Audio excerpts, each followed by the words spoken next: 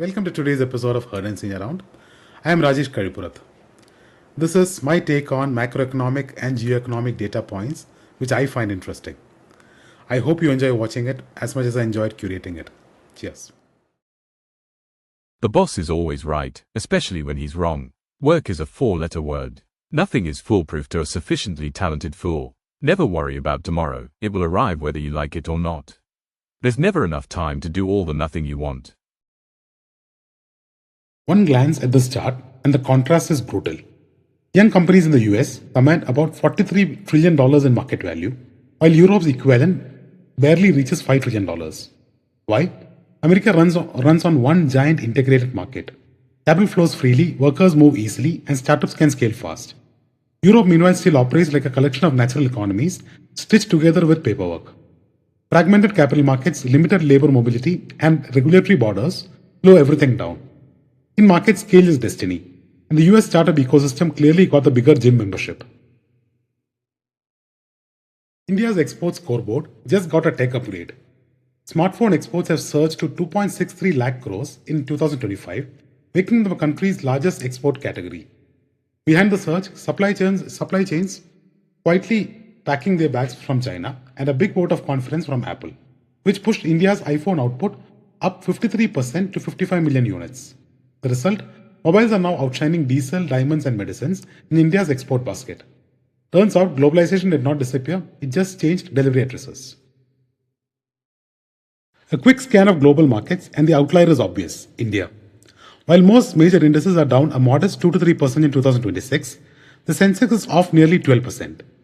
That's not just underperformance, that's India standing in the global market's naughty corner. What makes it sting more is timing. India had already lagged global peers in 2025, and now foreign investors seem to be hitting the sell button with unusual enthusiasm. For a market that spent years being the global darling, this year the romance appears temporarily on pause. Startup ecosystems love unicorn stories, but quietly a few dinosaurs also go extinct. About 6,800 Indian startups, just 3.2%, have shut down, which honestly is lower than what many would expect in such a risky game. The interesting bit is where the closures are happening. Non-renewable energy, social networks, and dating platforms top the shutdown charts, sectors where hype often runs faster than sustainable business models. In startup land, experimentation is a rule. A few failures aren't a crisis, they're simply the ecosystem pruning its own garden. Here's a statistic that would make commuters in London or New York weep quietly into their wallets. The Delhi Metro's minimum fare is just $0.13, making it the cheapest amongst the world's top metro networks.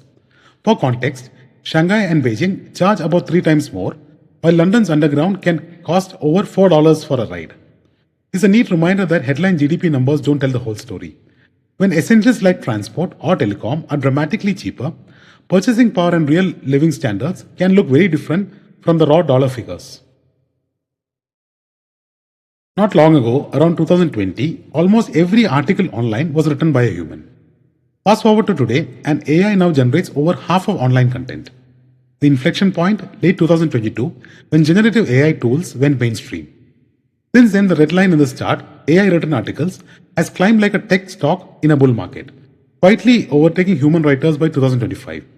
Of course, most of these articles still begin with a human prompt. So technically, the robots did not take over the newsroom, they just got promoted to co-author.